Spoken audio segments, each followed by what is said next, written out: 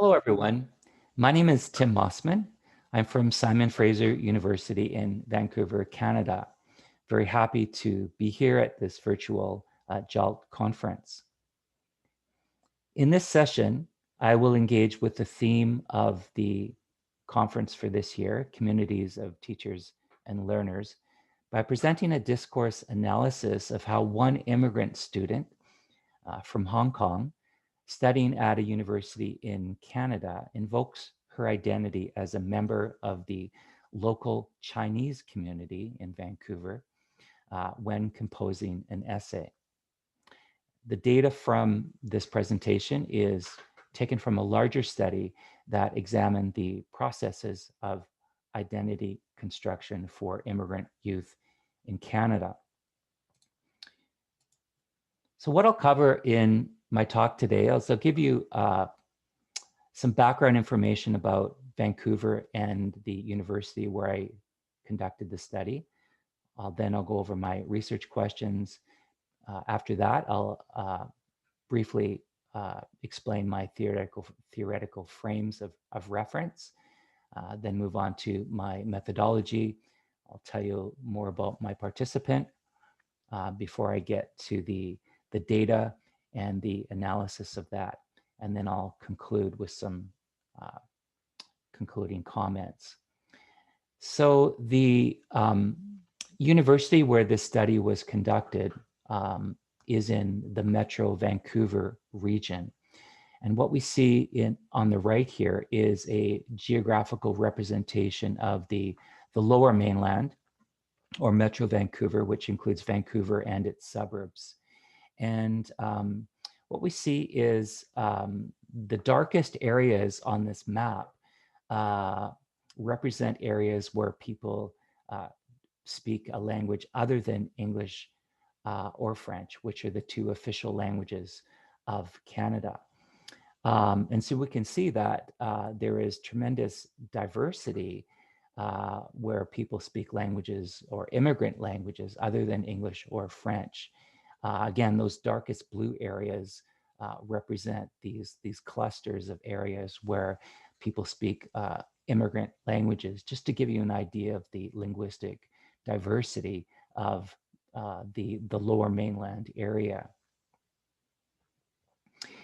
Canadian Pacific University is, as I said, is located in Metro Vancouver.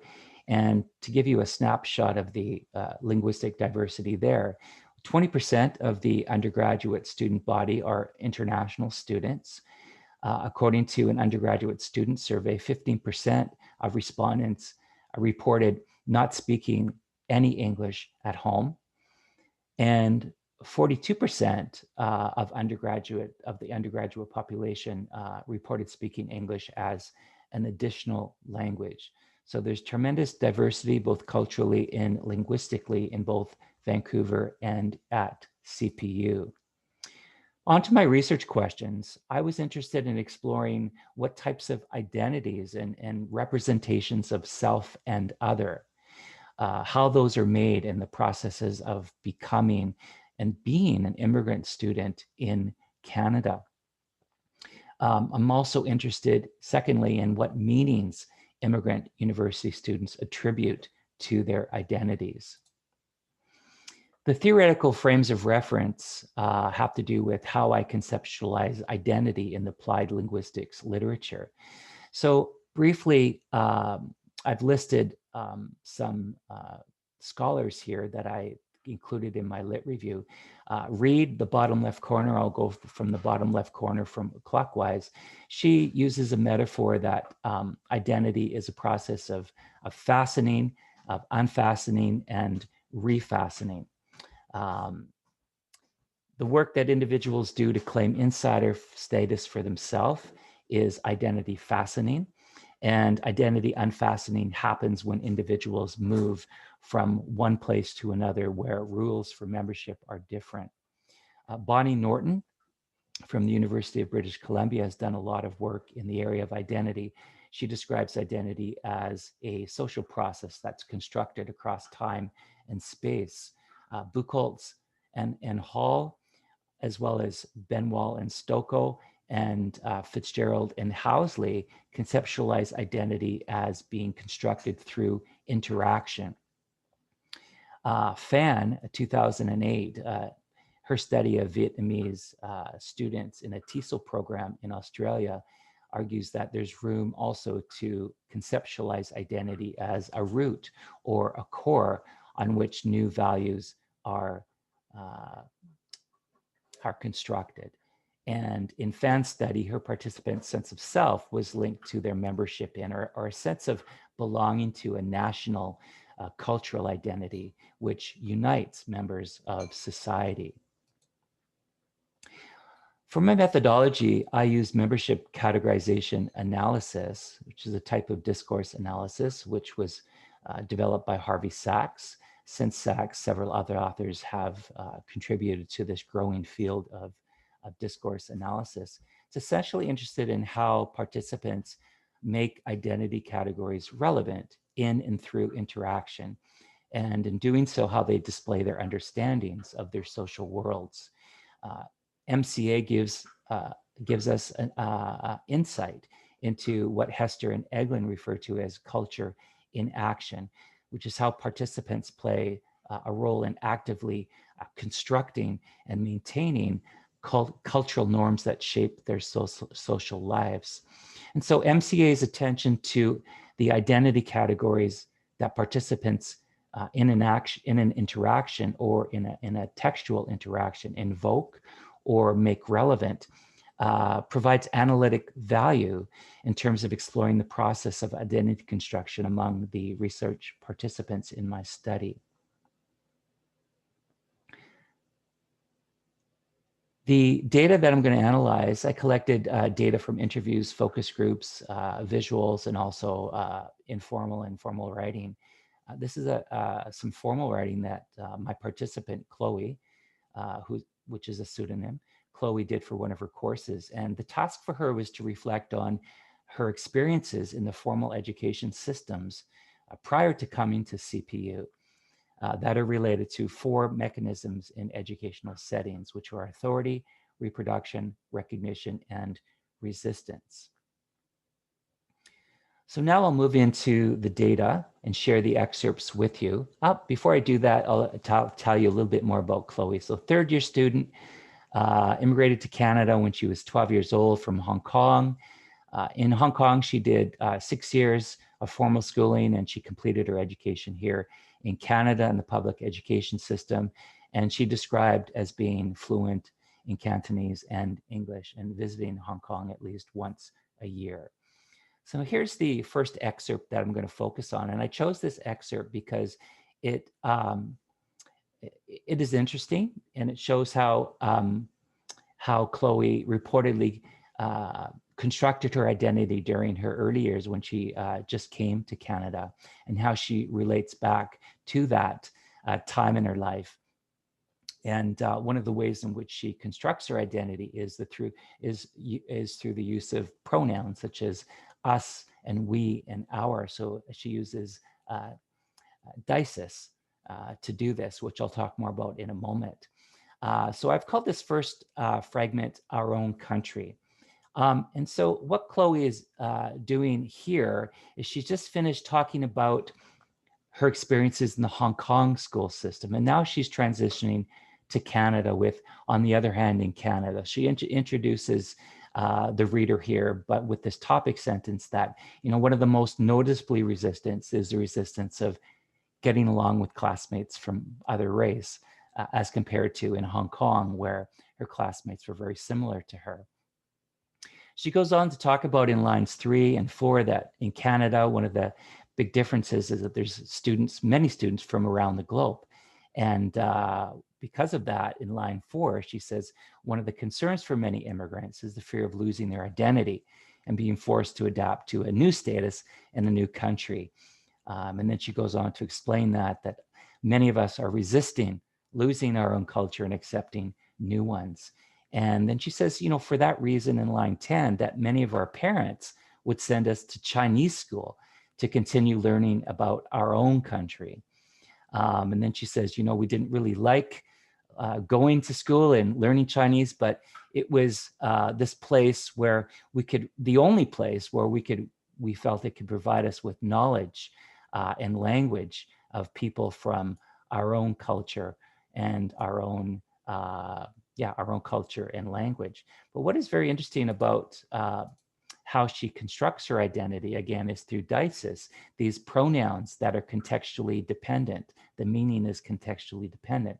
So us, as you can see here, she uses us 4 times in lines 3, 7, 10, and 14 to refer to herself and the other Chinese students in her school.